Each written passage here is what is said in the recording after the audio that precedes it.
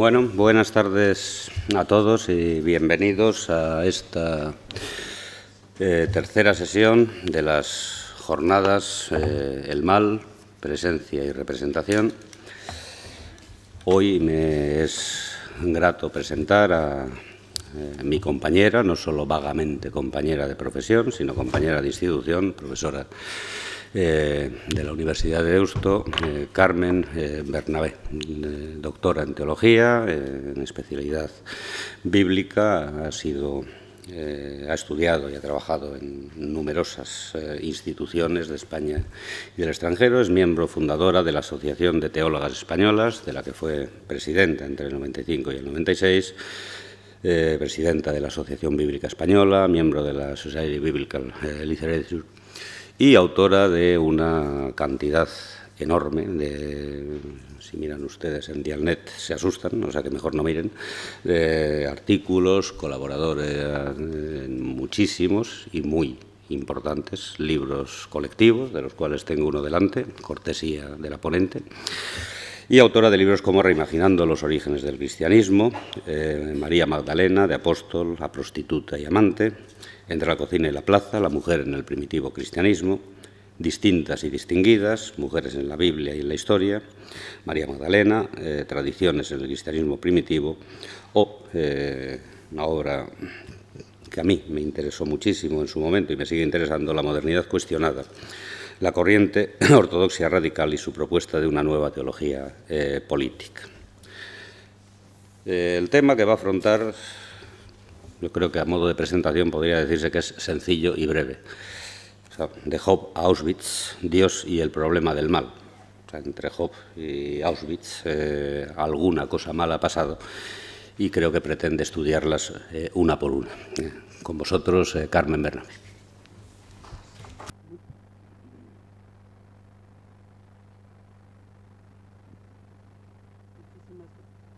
Muchísimas gracias, Pachi.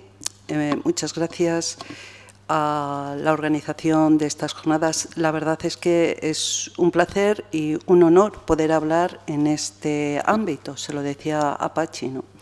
Porque bueno, es un símbolo de cultura e historia y impone un poco, pero realmente estoy encantada. Pues sí, voy a hablar de Job a Auschwitz, Dios y el problema del mal. Espero que este título, que es un poco excesivamente ambicioso, me permita decir unas cuantas ideas que puedan servirnos para seguir reflexionando. Simon & Garfunkel, en 7 O'Clock News Silent Night, cantaban Noche de Paz, mientras en un segundo plano y en sordina se escuchaba la voz de un locutor desgranando las noticias del día llenas de sucesos poco pacíficos, luctuosos y terribles.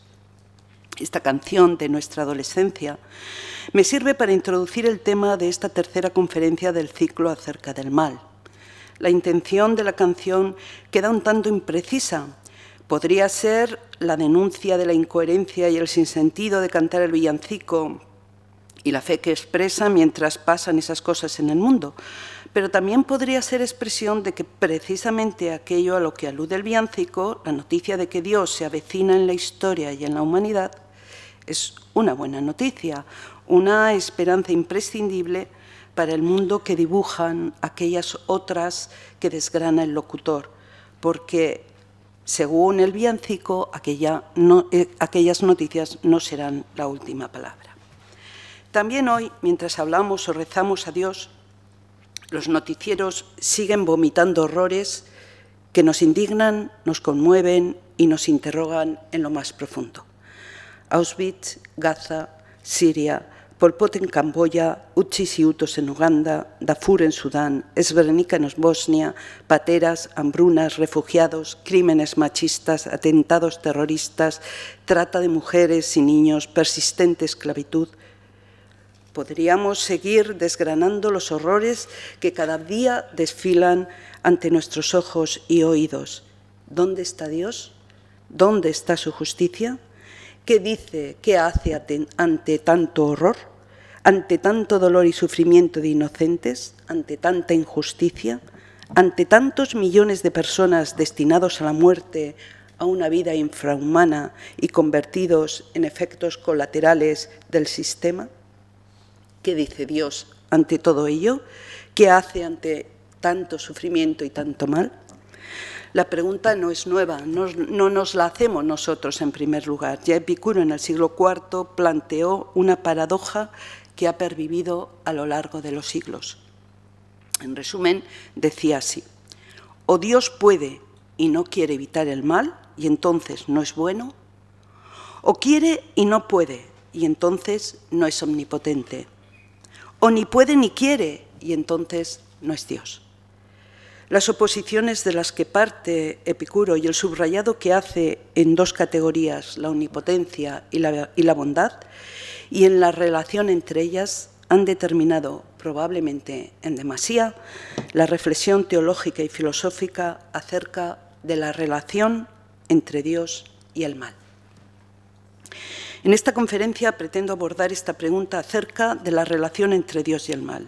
Y lo haremos desde la perspectiva del cristianismo, aunque en su tradición está muy unida, estrechamente unida al judaísmo, tanto que con razón se puede hablar de tradición judeocristiana. Esta tradición, cuya experiencia religiosa originante quedó plasmada en la Biblia, la relectura ha sido inspiración para sucesivas generaciones. La relectura de la Biblia ha sido inspiración de sucesivas generaciones de creyentes y su estudio ha sido el alma de la labor teológica de pensar la fe. Por eso creo que es necesario primero examinar qué dice la Biblia de este problema que hemos puesto al principio. ¿Cuál fue la experiencia del mal y el sufrimiento de quienes pusieron los fundamentos de la fe judía y cristiana, de quienes plasmaron esa experiencia de Dios en estos libros? ¿Cómo vivieron ese problema y cómo afectó a su identidad creyente? Vamos, pues, a abordar algunos relatos de la Biblia, pero antes creo que hay que hacer unos previos hermenéuticos sobre la Biblia, es decir, qué tipo de texto es, qué naturaleza tiene esta obra tan plural, compuesta a lo largo de muchos siglos, con materiales diversos de género y época, de forma que no caigamos en una lectura fundamentalista y nos sea posible acercarnos de modo respetuoso con el objetivo del texto, con el objetivo del libro, que es un objetivo religioso. Tanto para los judíos como para los cristianos, la Biblia es el relato de la experiencia de encuentro con Dios, en que unos grupos hicieron en diversos momentos de la existencia histórica.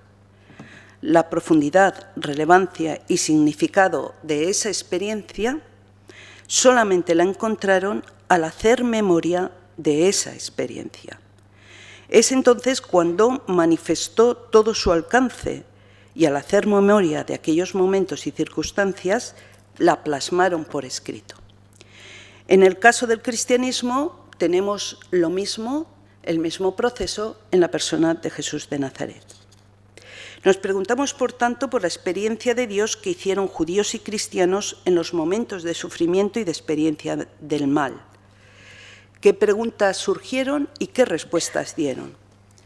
Y vamos a fijarnos, por lo tanto, en esos lugares, en unos lugares de la Biblia, donde se narra la experiencia de Dios que hicieron tanto Israel en su historia como los seguidores de Jesús de Nazaret en algunas situaciones de mal y de sufrimiento.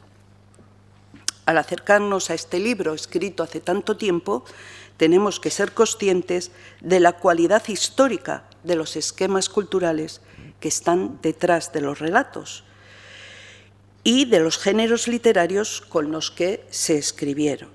Relatos que recogen de forma narrativa la relectura creyente de ciertos aspectos de la historia del pueblo, tal y como fue experimentada como liberación y como respuesta divina a sus secretos de socorro y justicia. Quiero decir que al acercarnos a la Biblia lo que vemos es un relato de esa experiencia que es releída al mirar, al recordar su historia y es plasmada en forma, pues, de narración. lo cual nos exige darnos cuenta que hay una distancia que hay que salvar por medio de la interpretación, que no podemos leer la Biblia de forma literalista ni fundamentalista. Y esto sirve para todo y sirve también para preguntarnos por la experiencia del sufrimiento. Vamos a ver, pues, Dios y el mal en la Biblia judía. Vamos a dividir primero la Biblia judía, el Antiguo Testamento, y después el Nuevo Testamento, que es lo que dice de este tema del Dios, de Dios y el mal, Dios y el sufrimiento. Hay que comenzar diciendo que el pueblo de Israel lo primero que hace es experimentar a Yahvé como un liberador. Después, solo después, llega la fe de Dios como creador. Este desarrollo de la fe va a obligar al pensamiento teológico a responder a nuevas preguntas que surgían de esta segunda característica de ese Dios que descubren como creador de todo. Pero la reflexión sobre el origen de los males y su relación con Yahvé es progresiva. Primero fue la experiencia y luego la reflexión desde donde se plantean preguntas y dificultades que se van respondiendo de formas diferentes. Y lo vamos a ver. El primer paso, podríamos titularlo «He visto la opresión de mi pueblo, he escuchado sus gritos de auxilio, he bajado para librarle». El Dios del Antiguo Testamento no es un Dios impasible.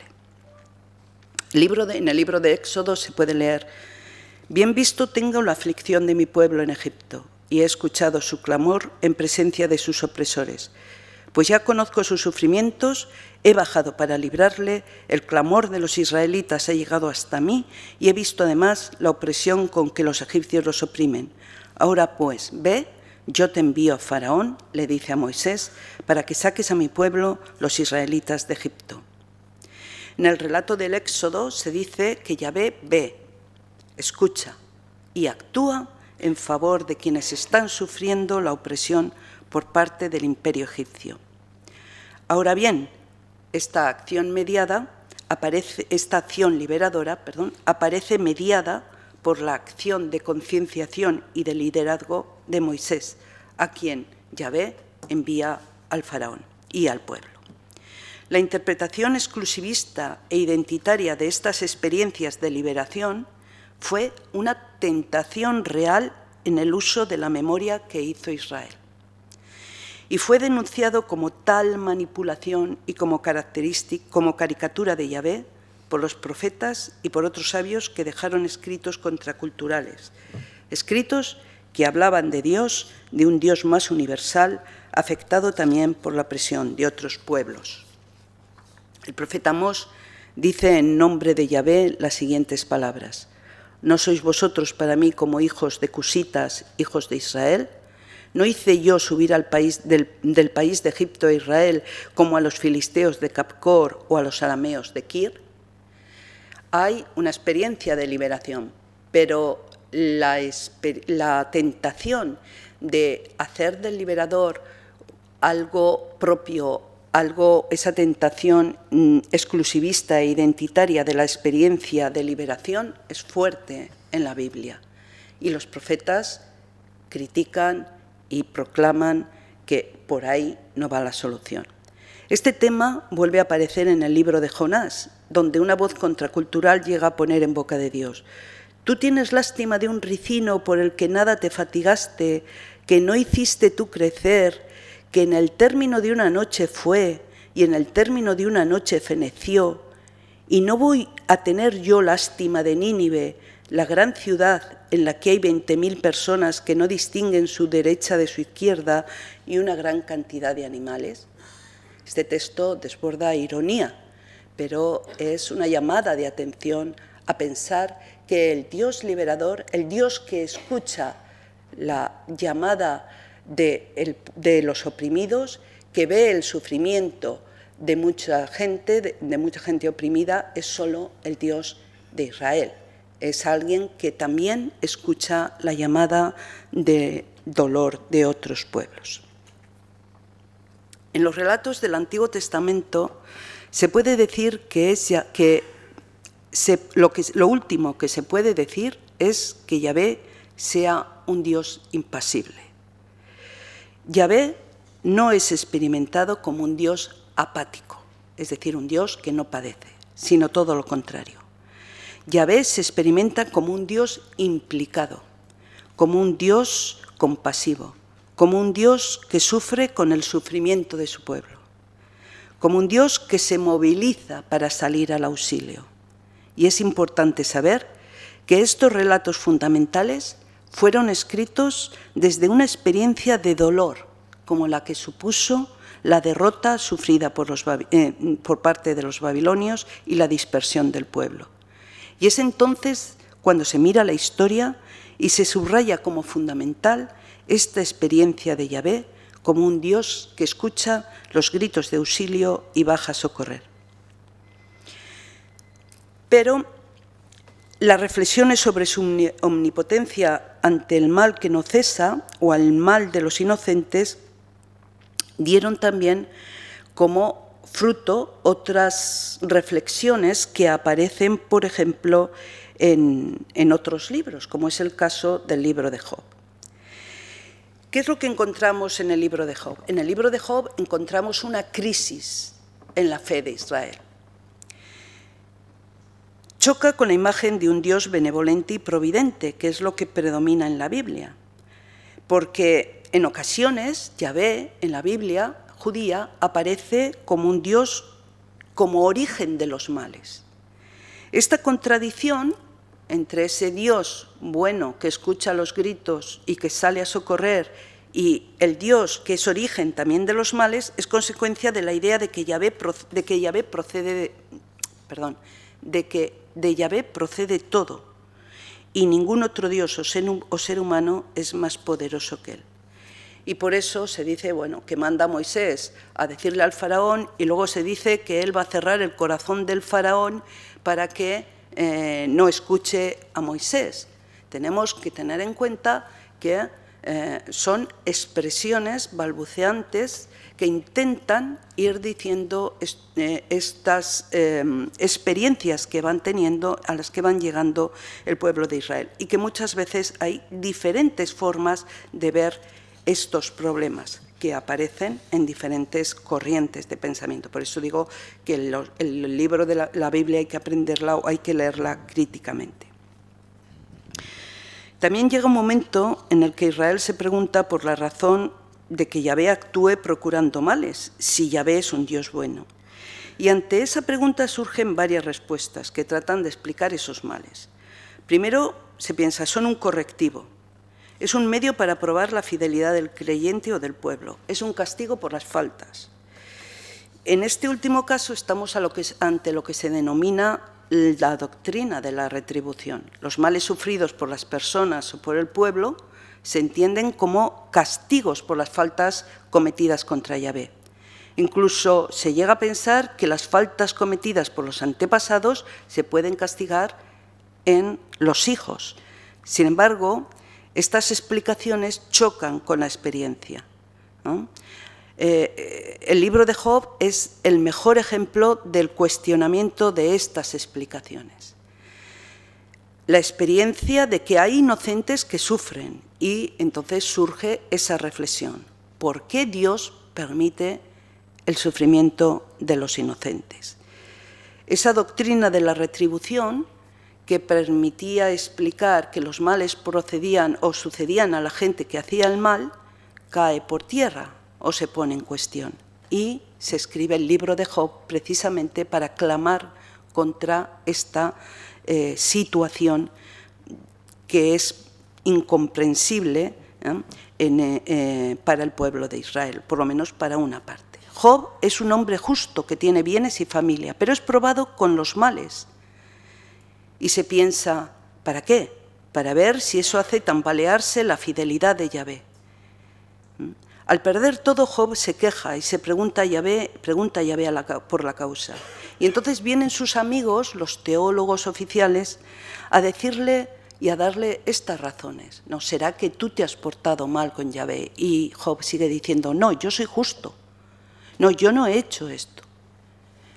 Hay que darse cuenta, pues, que es la expresión de un problema existencial que surge en Israel. El libro de Job se puede encontrar, en el libro de Job, por tanto, se encuentran esas respuestas que se daban en aquel momento al tema del mal y el sufrimiento. Como he dicho, la retribución, el valor disciplinario, la prueba. El libro acaba con la confesión de ignorancia humana frente al silencio de Dios. Esa situación de silencio se ve como quizá la única salida válida que le queda a su autor. Job ha protestado y queda en silencio, reconociendo que Dios es mayor. El libro de Job, en el fondo, no da una respuesta. Tendremos que esperar al Nuevo Testamento para que se dé una respuesta. Bien, en un paso más, en la reflexión del problema del mal propiciado por la experiencia histórica de Israel, la encontramos en el texto del Génesis. Tras el destierro y la luz de la dolorosa de la experiencia, se vuelve a hacer memoria y surge una profunda reflexión acerca del origen del mal, que se plasma esta vez en un relato mítico. El relato que conocemos de la serpiente, la llamada caída, es un relato mítico donde se plasma esa fe, esa creencia, esa experiencia de Israel. Tiene influencias, préstamos de la literatura babilónica, etc. Pero en realidad es una antropología teológica narrativa. Es decir, se está intentando dar una respuesta desde la experiencia de fe del pueblo de Israel acerca del origen del mal, acerca del origen y la finalidad del ser humano, acerca del origen de la enfermedad, la muerte, las relaciones viciadas y de dominación entre hombre y mujer, la envidia asesina entre hermanos, entre vecinos. Y lo que este texto viene a decir es que el origen de los males del ser humano, el relato los ve en la libertad del ser humano para elegir, para discernir entre bien y el mal. Creo que este es un avance, el pensamiento teológico hace aquí un avance muy importante sobre el pensamiento del mal. La interpretación posterior que se ha dado a este relato no le hace justicia, ¿no? Bien porque se ha leído de forma literalista o bien porque se ha fundamentado en él mediante lecturas descontextualizadas, lecturas posteriores como las del pecado original. Pasamos al Nuevo Testamento y la postura ante el mal. Ante los males que le rodean y le salen al paso en forma de sufrimientos e injusticias, Jesús de Nazaret se indigna, denuncia y actúa. No parece dudar de la intención y voluntad bondadosa de Dios. ¿Por qué me llamas bueno? Solo Dios es bueno. Cree en la presencia provisoria de Dios. No andéis preocupados por qué comeréis, cómo vestiréis. El pensamiento sobre Dios y su voluntad surgen en Jesús de Nazaret de la experiencia religiosa que tiene, que se relaciona de forma dinámica con la apertura a la realidad, con la apertura compasiva a la realidad sufriente que le rodeaba y que se traducía en un tipo de acción liberadora. Según él, según el profeta de Nazaret, él conocía la voluntad de Dios bondadosa y liberadora para el pueblo. Jesús de Nazaret niega explícitamente que el mal sea un castigo de Dios, ¿no? Cuando le dicen, ¿quién pecó, este o sus padres, para que sea ciego de nacimiento? Él dice, ni él ni sus padres. Tampoco alude demasiado a la figura tardía de Satán como origen y causa del sufrimiento. Es mucho más frecuente la alusión a los espíritus, malos espíritus, como causa de las enfermedades y de las posesiones. Los espíritus en aquel momento eran fuerzas personificadas que se suponía que entraban en las personas y dañaban a las personas, ¿no?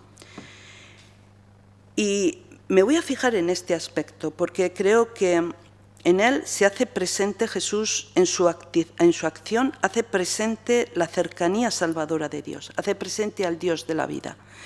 No hace una teoría sobre el mal y Dios, sino que en su experiencia hace presente el cómo veía y cómo pensaba él a Dios. Y por lo tanto hace presente esa cercanía salvadora que demuestra cómo piensa él a Dios, cómo ve él a Dios. El mal en Palestina en aquel momento se manifestaba de formas muy diversas, en forma de violencia, de extorsiones, de tributos, de hambrunas, de endeudamientos que llevaban a la esclavitud o a la muerte, de desarraigo, de empobrecimiento generalizado. Bien, Jesús de Nazaret se encuentra en esa situación. ¿Cómo afronta esa situación? Afronta el mal concreto en su actuación y trata de darle respuesta. Su posición, las palabras, las opciones, las acciones en pro de la justicia y de la inclusión van a proponer una imagen de Dios y van a suscitar una oposición creyente, que le van a llevar a la ejecución. Me voy a fijar en un aspecto de esta acción de Jesús, que simboliza la lucha contra el mal extremo que podía sufrir una persona y que está, digamos, simbolizado en la posesión de una persona. Me refiero a esta praxis exorcista de Jesús, porque superando los criterios de historicidad más exigentes se pueden atribuir a su praxis histórica. Otra cosa es la interpretación que hagamos después y que habrá que hacerse de forma contextualizada, salvando la distancia mediante recursos hermenéuticos. En Palestina, en las primeras décadas del siglo I, el fenómeno de la posesión por espíritus malos o impuros se dio con mucha intensidad. Para la mentalidad occidental esto nos resulta muy extraño, este tipo de fenómenos, aunque en otras latitudes y culturas son bastante habituales, y lo eran para Jesús de Nazaret. La posesión es el nombre que se da a una serie de síntomas que sufre una persona y que son interpretados culturalmente.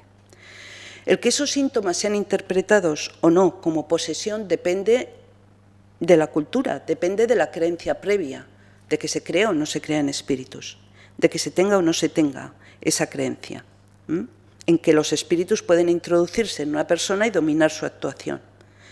Los estudios realizados por la antropología cultural en diferentes personas y en diferentes culturas y en la literatura antigua han llegado a identificar ciertas características de las personas que sufren estas posesiones, que son más propensas. Y han encontrado que son grupos que normalmente sufren situaciones graves de dominio y explotación, de marginación y abuso dentro del grupo familiar o local.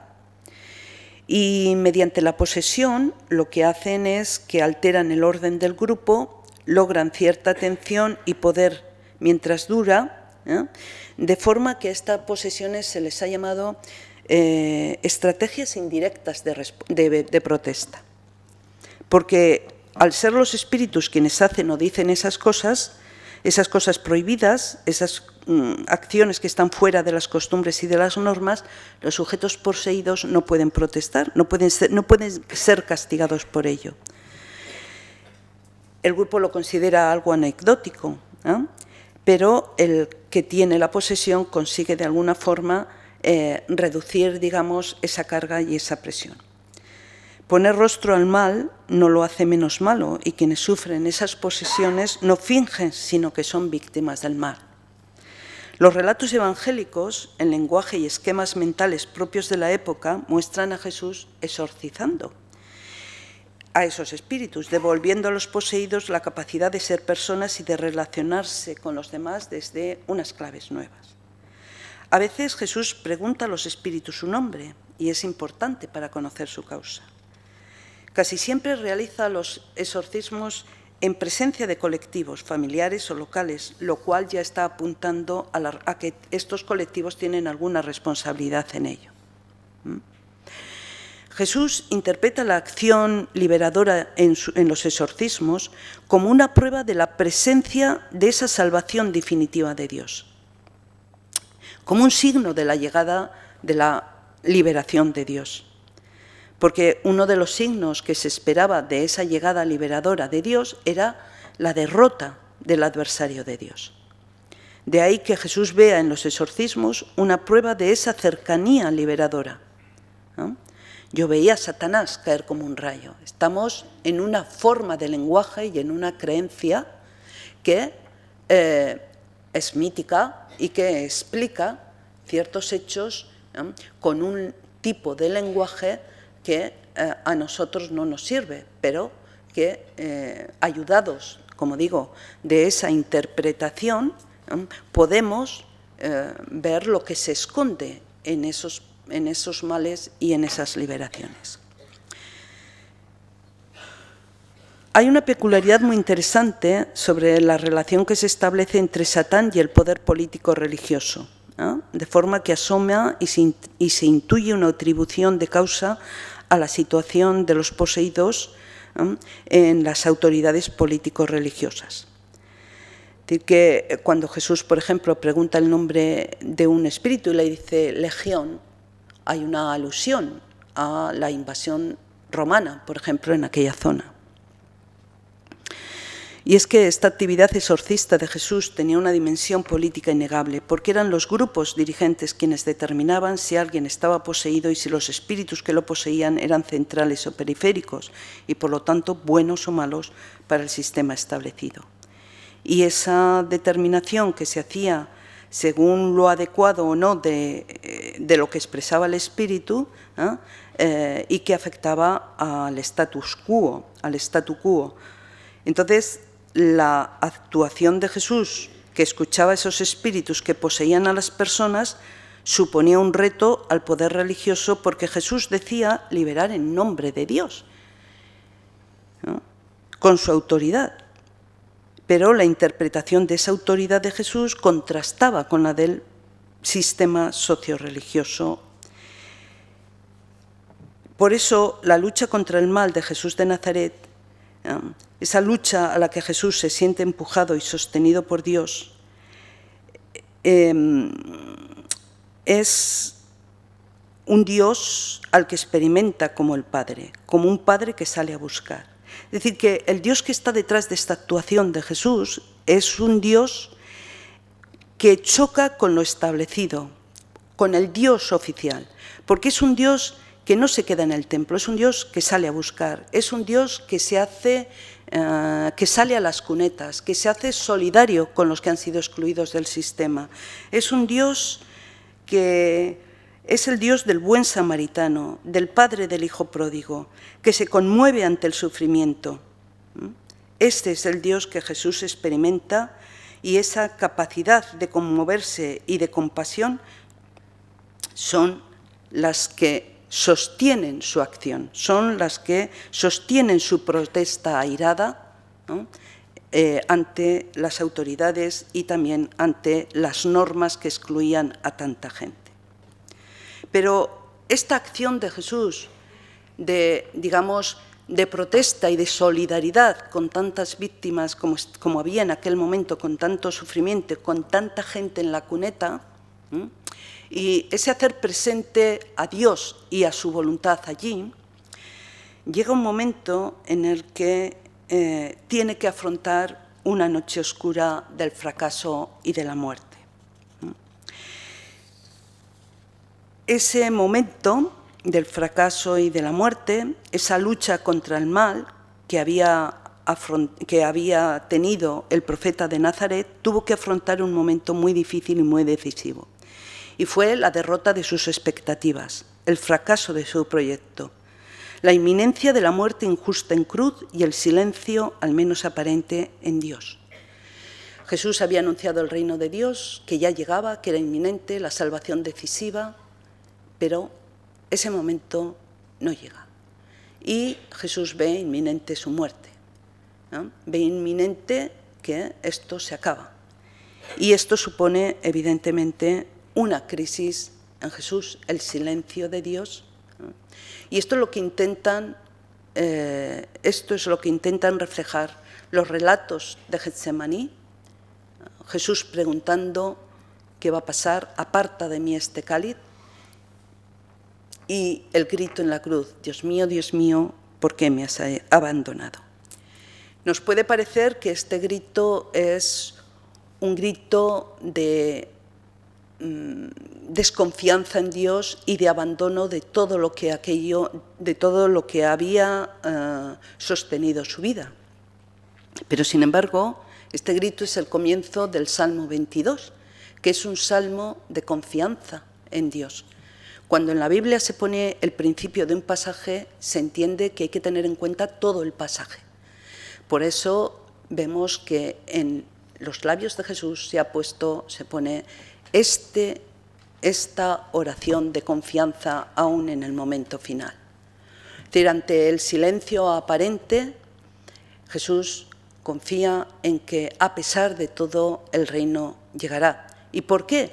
Porque lo experimentado en su vida, la experiencia de la vida que ha visto florecer, que ha visto surgir, la liberación que ha visto surgir, le han dado la experiencia de un Dios en el que se puede confiar, de un Dios fiel. Y por eso afronta la vida, afronta la muerte con sentido, es decir, con confianza, con un cierto sentido. Esta experiencia de Jesús y esta vivencia que tienen sus primeros discípulos es la que transmiten después. Además del valor de su vida y de su muerte, hay otro hecho que aporta un significado decisivo a la experiencia que tienen los discípulos de la vida de Jesús, y es de su forma de afrontar el problema del mal. Es la experiencia que tienen de lo que se llama la experiencia pascual, es decir, esa experiencia de que Dios no ha dejado a Jesús en la muerte, sino que lo ha reivindicado. Y en términos culturales, en términos de su cultura, expresan esa reivindicación diciendo que Dios ha resucitado a Jesús y lo ha situado en su ámbito.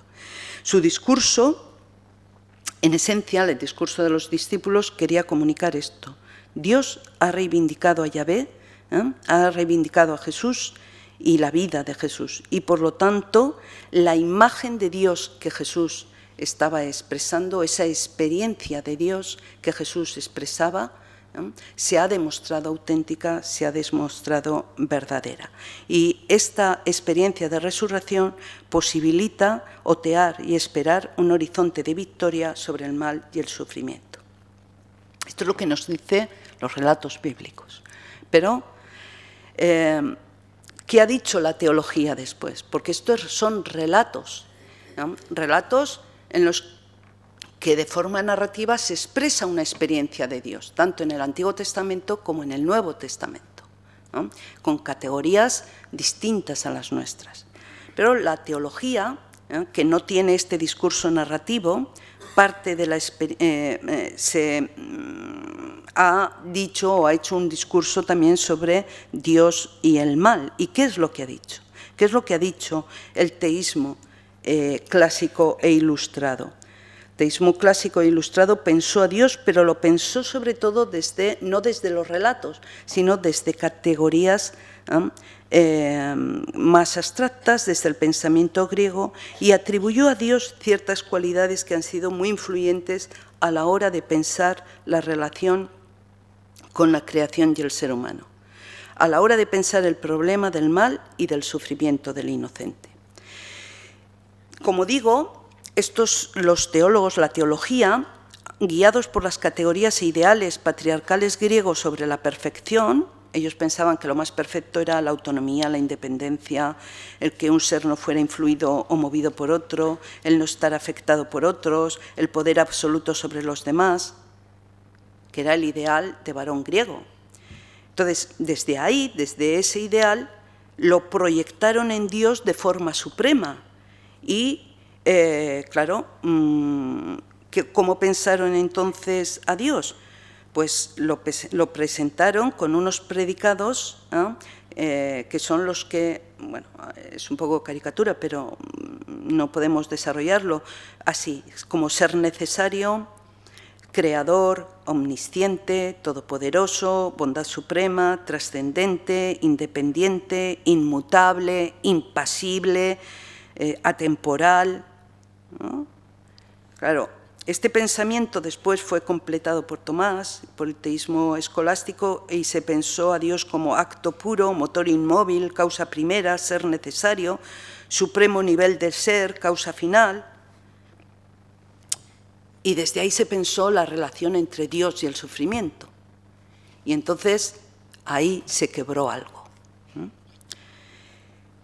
Pero, ¿por qué? Entonces se explica, claro, ese dilema que había puesto Epicuro, ¿no?, de si es todopoderoso y no responde, pues no es, si no es bondadoso, y si no es bondadoso no es todopoderoso, etcétera, ¿no? O sea, un callejón sin salida del que, bueno, quizá ahora hasta el siglo XX no se empezó a pensar de otra forma. O Dios puede y no quiere evitar el mal y entonces no es bueno, o quiere y no puede y entonces no es omnipotente. El tema de la omnipotencia, el tema de la impasibilidad, etcétera. ¿Qué es lo que ha habido diferentes posiciones después a la hora de pensar la relación de Dios y el mal desde la teología que criticaban este teísmo clásico, ¿no? Y, bueno, hay algunas que son interesantes, por ejemplo, la crítica y la propuesta que hace la teología llamada política, la teología de la liberación o la teología feminista. Todas estas teologías, todos estos pensamientos teológicos proponen otra forma de pensar a Dios, de pensar el problema de Dios y el mal, la relación entre Dios y el mal. Y pueden hacerlo, quizá pueden salir de esa encrucijada porque piensan a Dios de otra forma, ¿no? La teología política, pues, fue muy importante porque después de la liberación de los campos de concentración nazis y cuando se descubrieron todos los horrores que había sucedido allí, pues algo se quebró en el pensamiento teológico y surgieron una serie de voces que consideraban que ya no se podía seguir hablando de Dios de la misma forma, que se necesitaba un tipo de reflexión teológica diferente, porque ese sufrimiento, esos sucesos, como después todos los sucesos posteriores de los que hemos sido, pues, sensibles, merecen un tipo de reflexión teológica o suponen un tipo de reflexión teológica que cuestiona de raíz aquella antigua forma de pensar y de hablar sobre Dios, ¿no? Y aquí hay que mencionar sobre todo tres teólogos, dos hombres y una mujer, que vivieron muy de cerca el horror de los campos. Todos ellos tuvieron una relación muy estrecha, que son Moltmann y Soule, Dorothy Soule, que son luteranos, y después Joan Baptiste Metz, que es católico. Los tres abordan el sufrimiento colectivo en su labor teológica. Para ellos, el exceso de aflicción producto del daño que las personas infligen injusta y masivamente unas a otras, el mal que destruye la capacidad de amar y que ataca su identidad y extingue violentamente la vida, es bueno, algo que hay que abordar.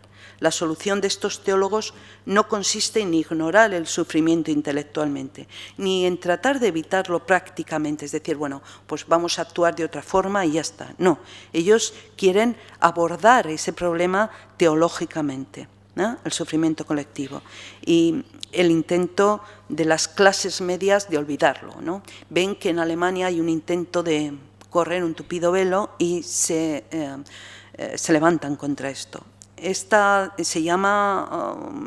Su pensamiento se llama, o se ha dado en llamar, teología política, de polis, ciudad. ¿Por qué? Porque intenta conectar el discurso acerca de Dios con la polis, con la ciudad, con el bien común de gran número de personas vivas y muertas. Y tienen mucho recelo de un cierto tipo de religión privatizada, que se centre únicamente en la experiencia religiosa, en la moral del individuo. No, pensaban que esta visión estrecha era la que había contribuido a que las iglesias no se opusieran más fuertemente a Hitler en aquel momento, ¿no?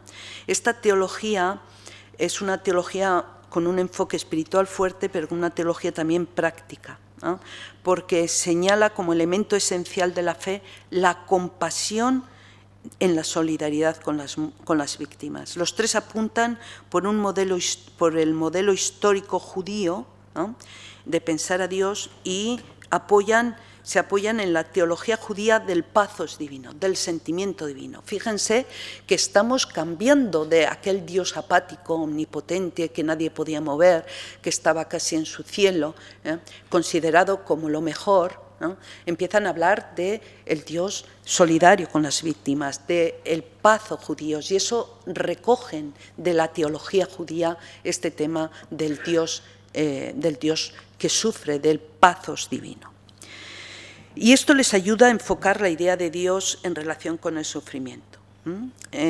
Señalan en el corazón de la fe cristiana, señalan cómo la compasión de Dios se hizo más íntima, llegando a compartir el dolor del mundo en su carne.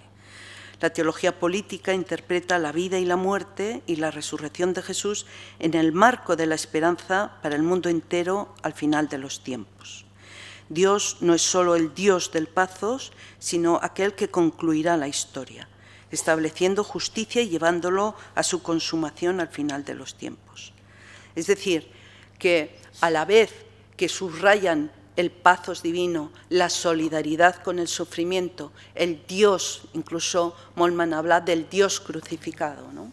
Del Dios que se hace, que está en la cruz, que se hace sufrimiento. Aquí hay diferencias entre ellos en el tema del sufrimiento, pues porque Moltmann habla del Dios crucificado que decide libremente sufrir con los seres humanos, Dorothy Sull asume este símbolo, pero no cree, no acepta que Dios entregara, el Padre entregara al Hijo.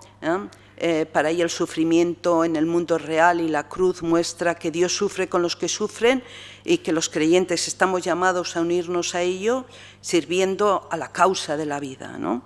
Pero Metz, por su parte, no cree en un Dios sufriente, porque cree que no puede servir de ayuda, porque eternizaría el sufrimiento, pero él habla de un Dios solidario en el sufrimiento y en el dolor.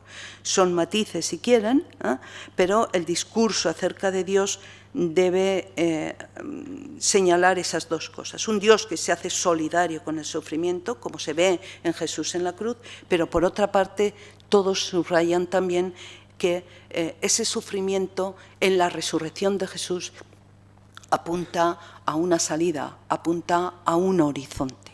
Un horizonte en el que se recogen las víctimas y en el que todo ese sufrimiento también tendrá una cabida y tendrá una respuesta. Estos teólogos no dan una respuesta definitiva ni lógica al misterio del sufrimiento, pero proponen un modo místico político de vivir para seguir abriendo un camino a través de la historia del sufrimiento, ¿no? La propuesta de la teología de la liberación ni la toco. La propuesta de la teología feminista me parece interesante en el sentido de que lo que van a cuestionar, así como la teología política cuestiona esa idea de un Dios impasible, la teología feminista cuestiona también ese atributo clásico de la impasibilidad, porque, por ejemplo, Dorothy Sull lo critica mucho, ¿no? Dice que ese atributo no responde a la experiencia de Dios que nos transmite la Biblia ni que nos transmite Jesús, y no es una forma adecuada de hablar de Dios ante los gritos de dolor. Incluso piensa que es una blasfemia hablar de Dios así, ¿no? Lo mismo Elizabeth Johnson, ¿no? Que habla de Dios como ella y de Dios como un Dios, pues desde luego ella critica el atributo de todopoderoso, ¿no? De todopoderoso impasible. ¿Por qué? Porque dice, si Dios es amor, Dios es sufrimiento. Es decir, el amor supone conexión con el otro, supone compartir las penas y las alegrías y por lo tanto significa salir de sí y significa muchas veces sufrir. Y muchas veces el amor no puede evitar que el otro haga ciertas elecciones. La presencia de la compasión divina transforma desde aquí el sufrimiento y se convierte en fuente de energía para superar el sufrimiento y saber que no estamos solos. Desde esa fe en la resurrección podremos esperar a pesar de los signos contrarios, porque creemos en Dios, que Dios estuvo cerca y no abandonó a Jesús crucificado. Bien, en esta posición como ven, todos estos teólogos y teólogas asumen, critican esos planteamientos del teísmo clásico, esos apelativos que se le daban a Dios, y proponen otra forma de pensar a Dios más implicado en el sufrimiento, más solidario con los sufrimientos, y a la vez tienen muy en cuenta también, desde luego, el tema del horizonte de la resurrección.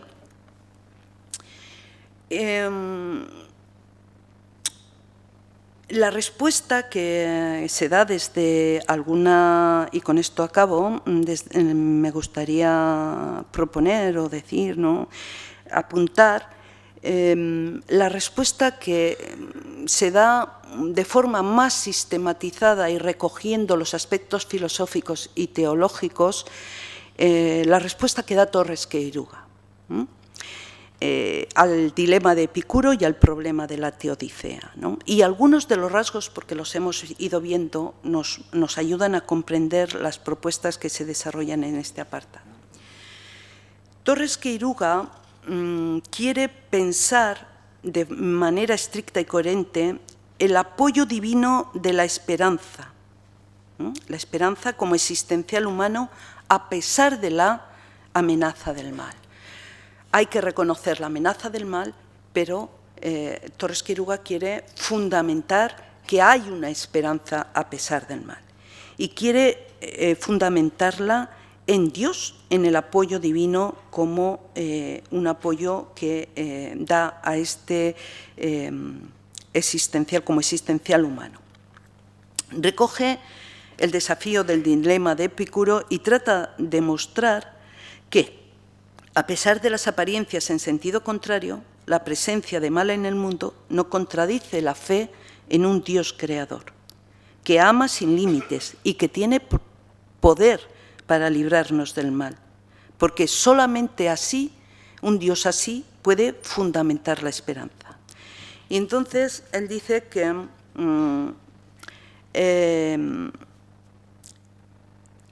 él sigue lo que inició Leibniz al reconocer que el descubrimiento de la autonomía del mundo suponía un cambio irreversible, y esta va a ser la clave del pensamiento de Torres. Con esa base puesta por Leibniz, la superación del fundamentalismo bíblico y la conciencia más intensa de la secularidad, Torres Queiruga piensa que está en condiciones para llevar adelante esta tarea de fundamentar su propuesta. Para Queiruga, la clave que hace cambiar todo es la consideración real de la autonomía del mundo en su funcionamiento empírico.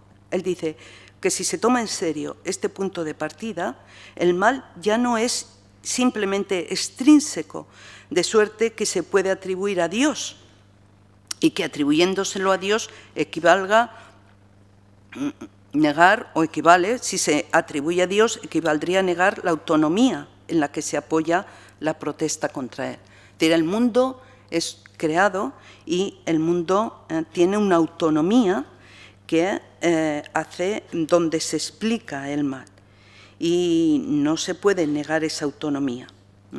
Si el funcionamiento de la sociedad se apoya en la praxis humana y no en Dios, por tanto, tampoco tiene sentido remitir sin mal los males y la injusticia social a Dios.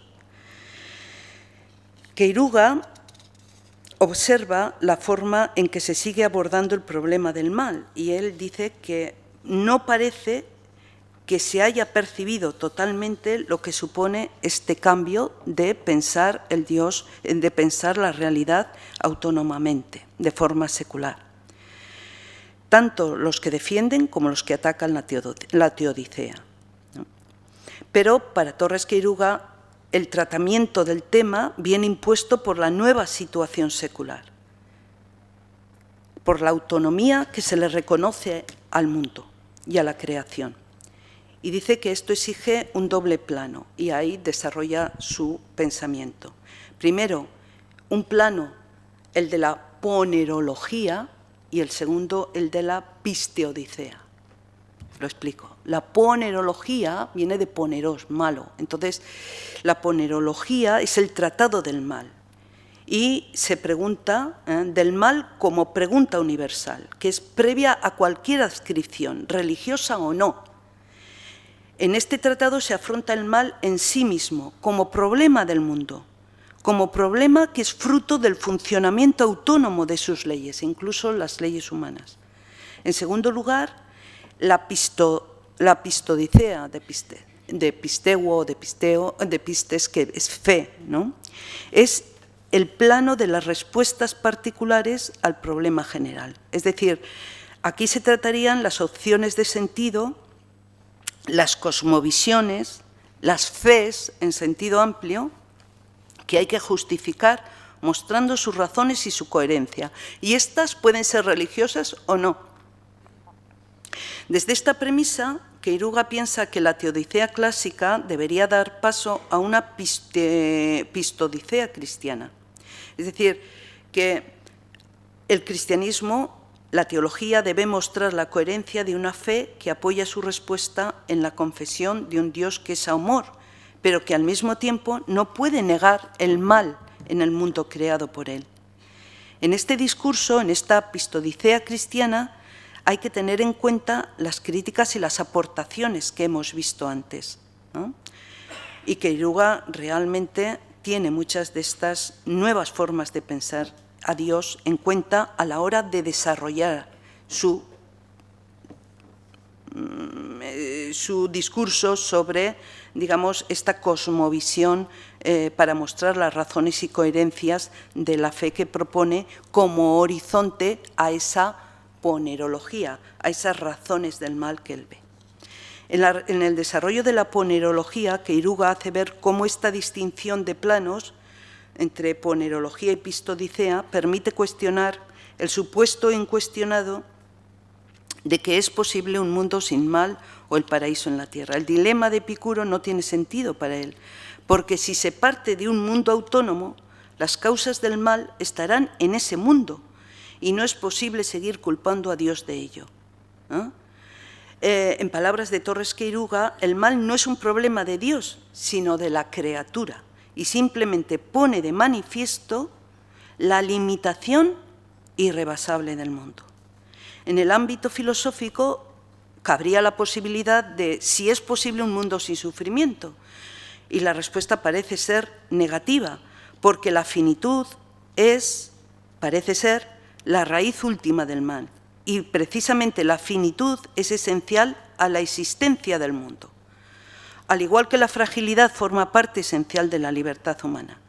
Pensar en un mundo finito sin mal, según Queiruga, equivaldría a pensar un círculo cuadrado.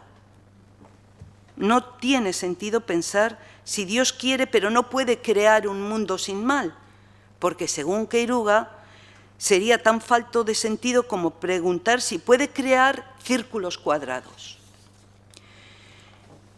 Como segundo paso, es decir, este sería el problema, y estamos ahí.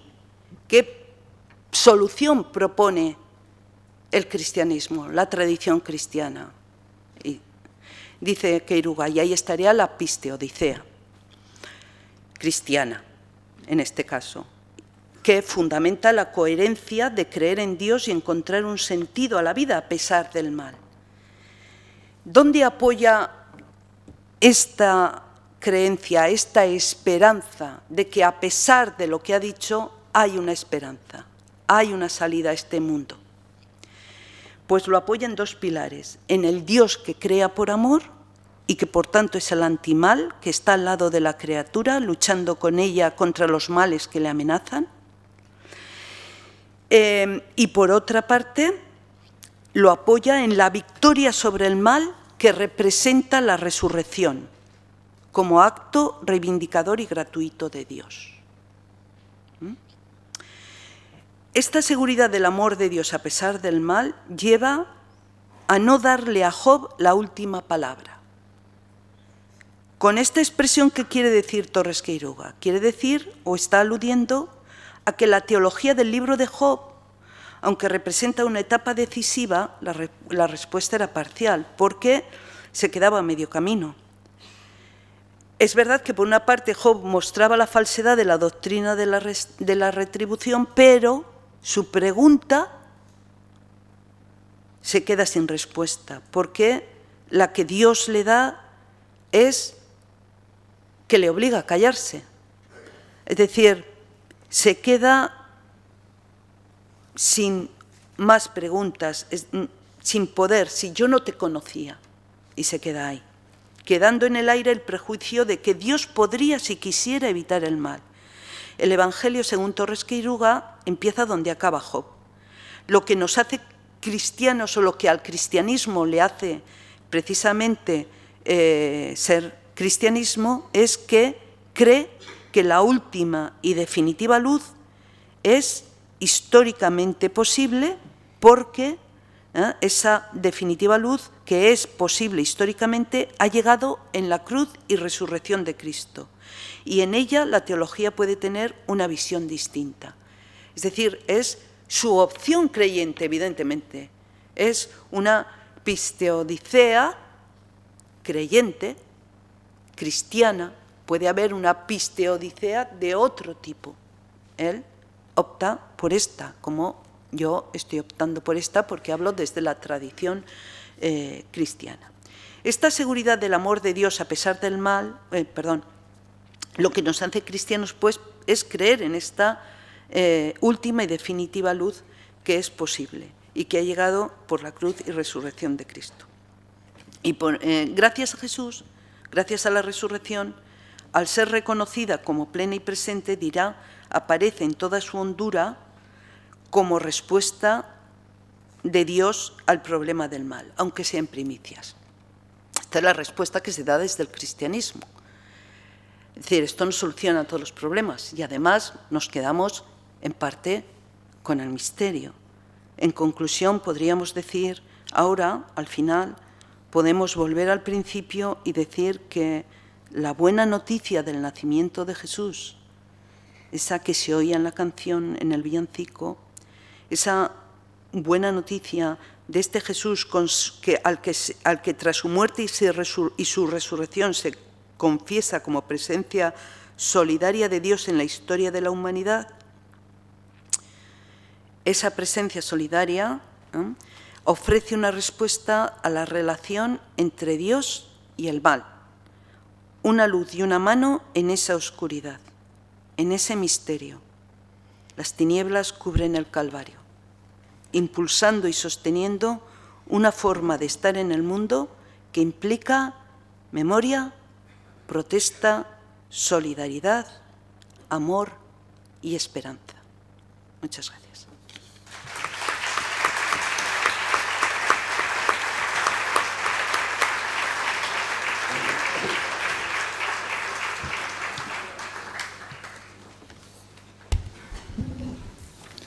Muchas gracias, Carmen, por este recorrido nada fácil desde los primeros textos narrativos hasta elaboraciones teológicas, notoriamente recientes, que no era nada fácil, sin duda alguna.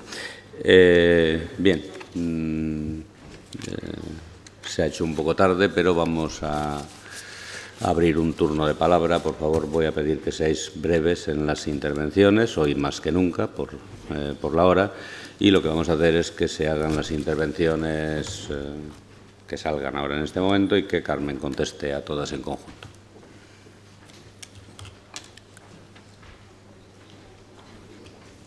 Muchas gracias por todo. Yo solo quería hacerle una pregunta.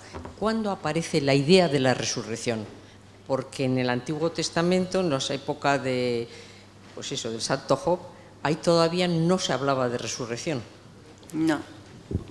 La resurrección, bueno, es una idea que va surgiendo.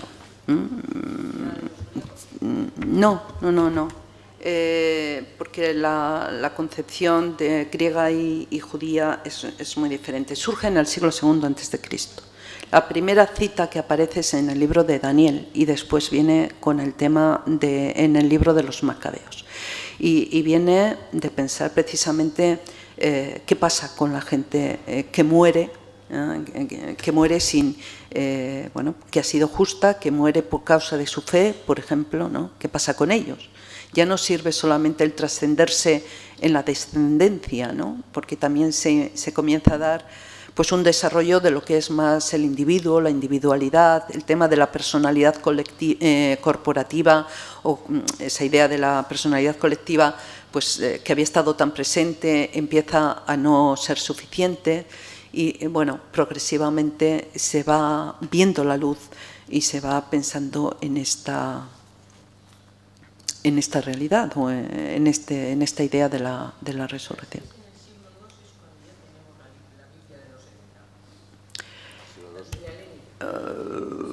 Bueno, sí, pero a ver, sí, es en el libro de Daniel donde aparece por primera vez.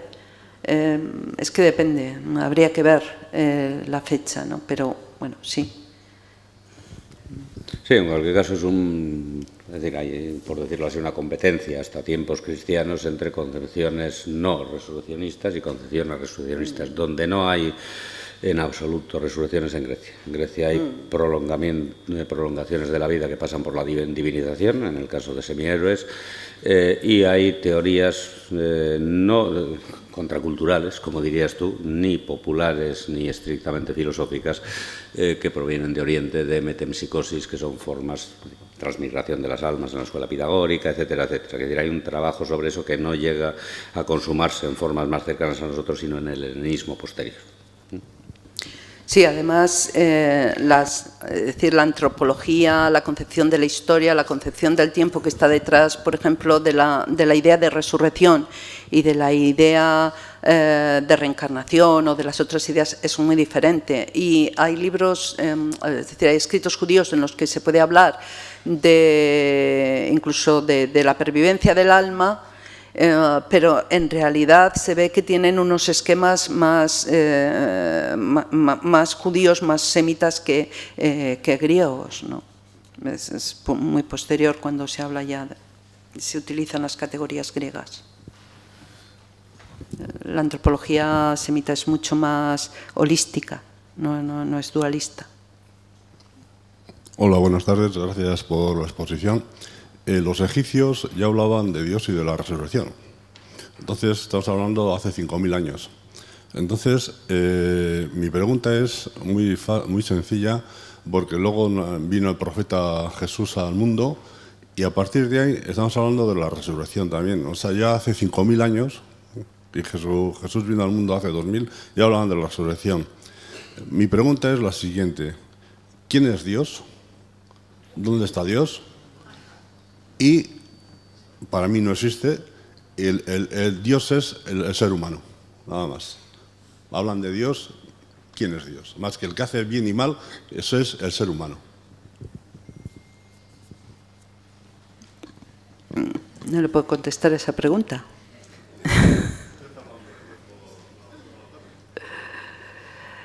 A ver, ¿quién es Dios? ¿Dónde está? Pues bueno, desde el cristianismo se ve en Jesús, se ve en el ser humano. Bueno, además, ¿qué es Dios? Bueno,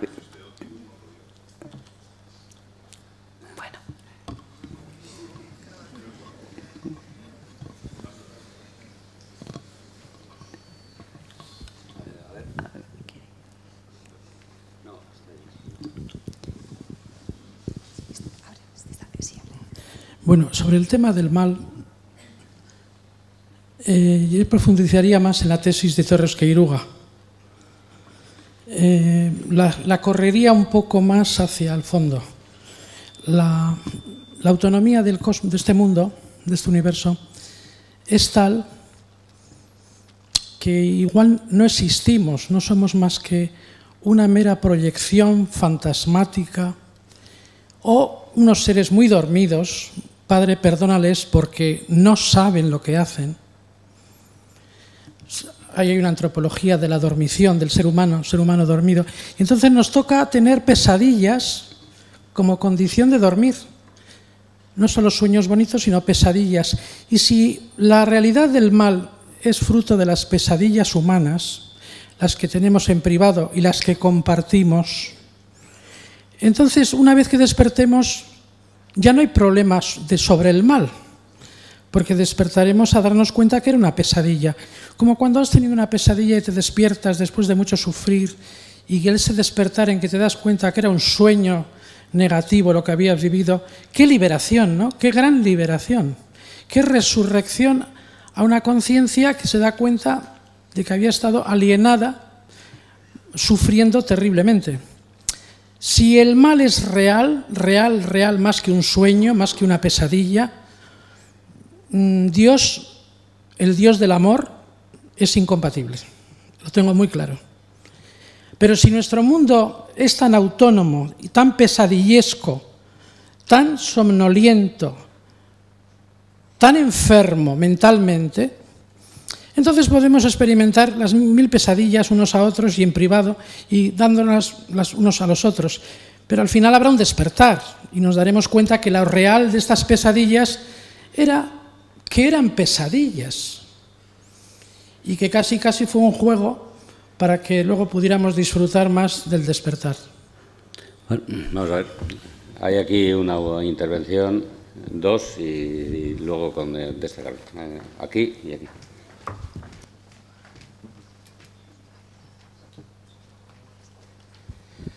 Bueno, es un tema fascinante, brutal y tan parcial, tan limitado, lo que has expuesto, aunque agradecido por ello, ¿verdad? Has tocado 3 aspectos y tristemente no has tocado la Biblia. La Biblia hay que ponerla en jaque y hacerle un mate total. Vamos a ver, la Biblia es un libro terrorífico. El libro del Génesis, del Éxodo, tú has mencionado por el Éxodo. Desde el principio el Génesis es un libro de un Dios torturador, psicótico, es un Dios terrorífico, que por el pecado, el maravilloso pecado de los primeros padres, porque lo que has dicho, que no se puede tomar literalmente la Biblia, esto es incierto. Hasta 1980 en España se creía literalmente la Biblia. Actualmente en Estados Unidos el 40% de la sociedad bíblica cree totalmente, literalmente, que el mundo se hizo en 6 días o en 6000 años. Pero vamos al terror de la Biblia, el terror de este psicotorturador. La Biblia es un libro que, bueno, es un montón de libritos, ¿verdad?, que está escrito por unos 40 profetas aproximadamente, y en esos 40 profetas, si consideramos que la Biblia es inspirada de Dios, claro, porque si simplemente es, pues eso, una actuación de una serie de pueblos, de un comportamiento sociológico, claro, si me lo limitas de esta forma, yo no tengo ningún problema en decirte, pues sí, es un cuento de terror para no dormir. Pero si analizamos la Biblia desde un punto de vista crítico, como hay que hacerlo, diremos que es asombrosamente monstruoso. A lo largo de todos los pasajes de la Biblia, Dios lanza sus juicios desde el diluvio, donde mata a todo ser viviente, en sus guerras teocráticas, que abundan para que su pueblo escogido tenga de nuevo la tierra de promisión, la que perdió. Por favor, vamos a ser breves en las intervenciones. Bueno, pues sencillamente, Dios es un Dios belicoso. Si existe, claro, es inexistente, no, Dios no existe, porque si no habría que tenerle delante del Tribunal Superior de la Haya, ¿no? Es un personaje terrorífico y luego Jesucristo es parecido. Jesucristo pone que si no creemos y no somos bautizados en Él, Marcos 16, es decir, un día hacemos un debate bíblico, que es maravilloso, pues te dice que solamente la fe y el bautismo es lo que te salva, si no serás destruido. Hay que leer toda la Biblia, no 3 pasajes que has apartado tú dentro del marco histórico. Ya te digo, es terrorífica la Biblia, terrorífica. Te invito a que la lees, la estudies realmente. Te invito porque no... No, y a cualquiera. Lo que a mí me gustaría es que tuviésemos un debate de la Biblia, porque no tenemos ni idea de lo que acaba de decir la señora. No hemos hablado de nada, absolutamente de nada, del mal. ¿Qué es el mal? Claro, pues sustancialmente el hombre es primitivo, es básico, es elemental. Cognitivamente es eso, es un niño, es un parvulario. ¿Qué ocurre con el ser humano, la maldad? Somos egoístas por naturaleza. Bueno, pues muy bien, cuando queráis podemos hablar del tema profundamente y el que esté interesado pues puede venir a confrontar dos opiniones muy distintas. No, desde luego que sí. Pero este no es el único ámbito en que se confrontan unidades distintas. No, pues se trata de una conferencia y se trata de, en la medida de lo posible, responder a las intervenciones. Sí, pero bueno, pero hay limitaciones de espacio y de tiempo. Sí. Bueno, a mí me ha parecido interesante, solo que ha sido bastante técnica y reconozco que me ha costado un poco seguirla a veces, pero yo creo que has relacionado un poco el misterio del mal con el misterio de la fe, ¿no? Y no sé en ese sentido qué relación tienen entre ellas o qué has querido decir en ese sentido. Pues eso, algo en torno de eso.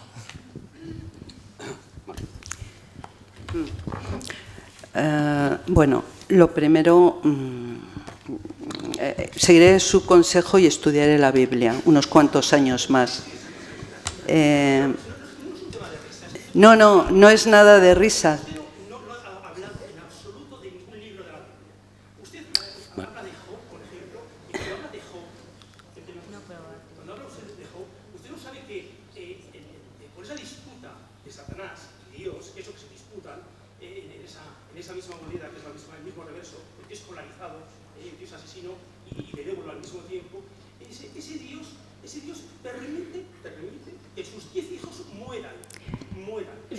Me parece que está haciendo una lectura bastante fundamentalista de la Biblia, literalista.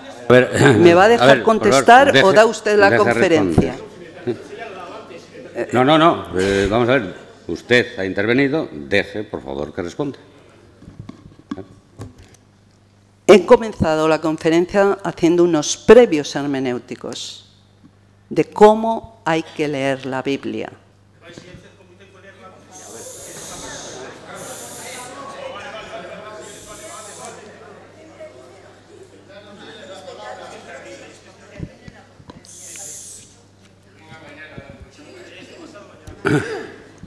Por favor. En cuanto al misterio del mal, misterio de la fe, claro, he pretendido, efectivamente, el tema es muy amplio y he pretendido dar una visión de por dónde se ha ido moviendo el tema de la teodicea, digamos, ¿no? Cómo se piensa Dios y el mal, cómo se piensa en la Biblia, cómo se expresa narrativamente desde esa experiencia que tienen tanto el pueblo judío como las comunidades cristianas, y después sobre eso, y a veces no sobre eso, sino sobre otros conceptos, lo que ha pensado la teología. Efectivamente, es el problema del mal. El problema del mal afecta a cristianos, sino a la tradición religiosa y no a la tradición que no es religiosa, es decir, al pensamiento filosófico también, sin estar implicado el aspecto religioso, el aspecto de la fe.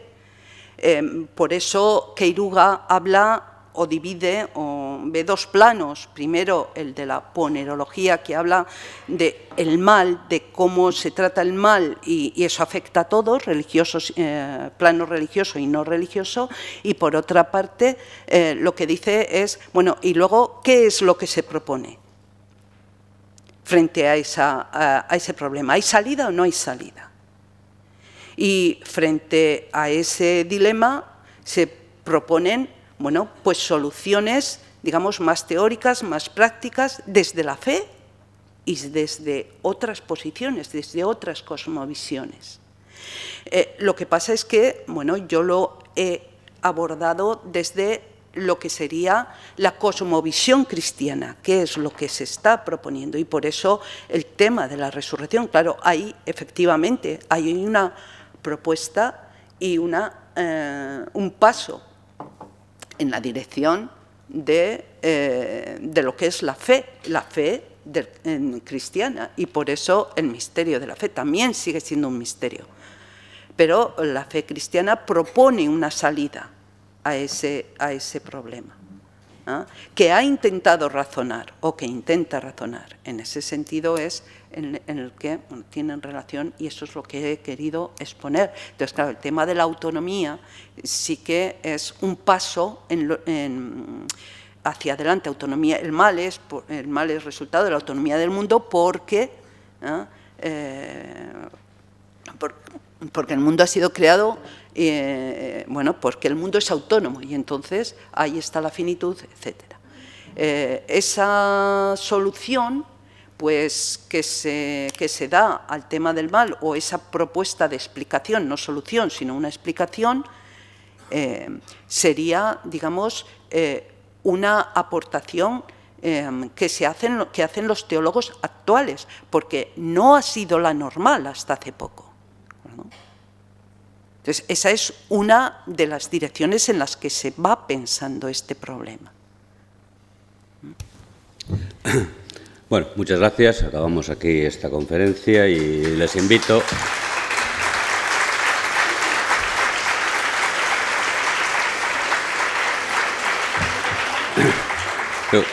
Les invito a la conferencia que el próximo día 28 a las 7:30 el profesor Javier Arnaldo, con un tema esta vez artístico, estético, dará con el título Colorear de rojo la naturaleza. Muchas gracias, Carmen. Muchas gracias a todos.